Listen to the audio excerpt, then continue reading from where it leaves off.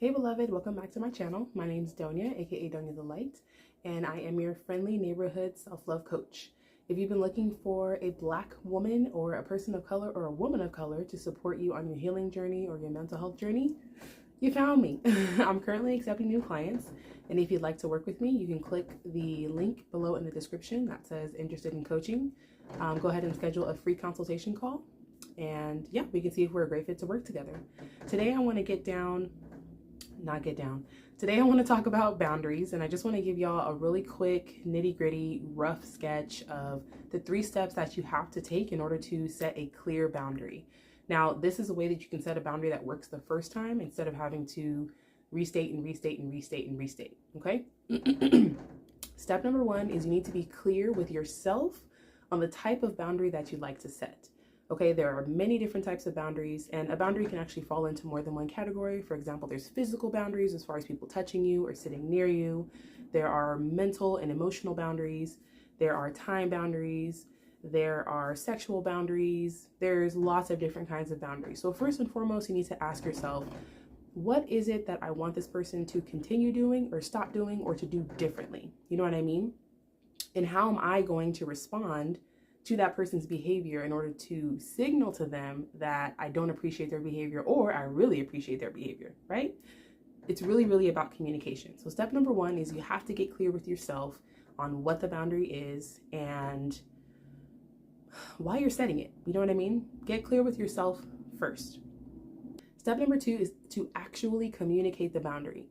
You cannot assume that someone knows to do something because it's common sense or because they should have known you long enough to understand blank, or that this is the way you move, or that this is the things that you like and don't like. No. Be clear, concise, and direct.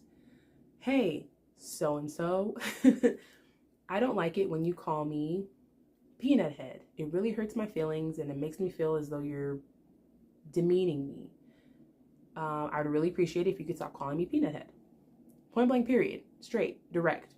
You don't necessarily have to include how it makes you feel, but you know, on a person-to-person relationship, I know if I was hearing this, I'd probably like to hear how it makes that person feel. It just makes me feel a little bit more, not accountable, but it makes me a little bit more willing to change my behavior. Like, oh, I don't want to hurt that person's feelings, so let me go ahead and adjust, okay?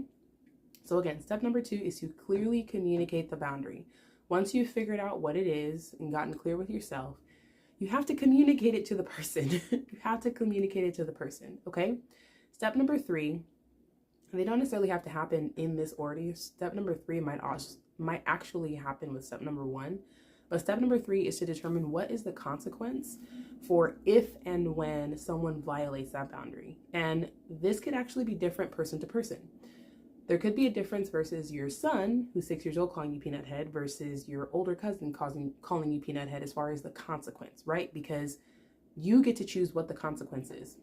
If your older cousin calls you peanut head and you've already told them not to, and you communicate to them, if you continue to call me this, or the next time you call me this, I'm going to respond by not speaking to you at family functions, not answering your phone calls, not answering your text messages, whatever it is, okay? And you get to determine the length of time or whatever for how long that consequence lasts, okay? That's completely up to you. Excuse me. But it's really important that whatever consequence you decide, you have to actually enforce the consequence. Lots of people will do step 1 and step 2, but they do not do step 3, and so people just keep trampling and trampling and trampling and stepping all over their boundaries, right? The same boundary with like your 6-year-old son, the consequence might be, hey, I really don't like it when you call me that. You know, that's not a name that I enjoy. So every time you call me that, I'm going to take a 5-minute break, you know, and I'm going to sit by myself or what have you. Remember that we're not going to punish a child. I'm not even going to get into that. But the consequence has to do with how you are going to respond. The behavior that you are going to take, the action that you are going to take based on if and when someone violates your boundary, okay? So step number 1, get crystal clear on the boundary that you want to communicate.